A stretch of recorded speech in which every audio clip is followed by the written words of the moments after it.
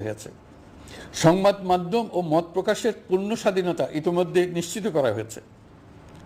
আমরা সবাইকে বলে দিয়েছি, আপনারা মন খুলে আমাদের সমালোচনা করুন, আমরা সবার মতামতের প্রতি শ্রদ্ধাশীল। মিডিয়া যাতে কোনো রকম বাধা বিপত্তি ছাড়া নির্বিঘ্নে তাদের কাজ করতে পারে, সেজন্য একটা মিডিয়া কমিশন গঠন করা সরকারের সক্রিয় বিবেচনাধীন। আরও যেসব কমিশন সরকার সহ অন্য সবাইকে জবাবদিহিতার আওতায় আনতে পারে, আমরা তাদের পুনর্গঠন ও সংস্কারের উদ্যোগ নিয়েছি, যাতে তারা আরও শক্তিশালী হয়, জনকল্যাণে কাজ করে। দায়িত্ব গ্রহণের পর বিভিন্ন দেশের সরকার প্রধান টেলিফোনে এবং শুভেচ্ছা বার্তা পাঠিয়ে আমাকে অভিনন্দন জানিয়েছেন।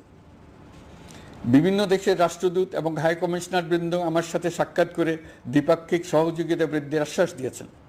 আমার অনুরোধে সংযুক্ত আরব আমিরাতের 57 জন বাংলাদেশি যারা ফ্যাসিবাদ বিরোধী বিক্ষোভে অংশগ্রহণ করা বিভিন্ন মেয়াদে কারাদণ্ডে দণ্ডিত হয়েছিলেন,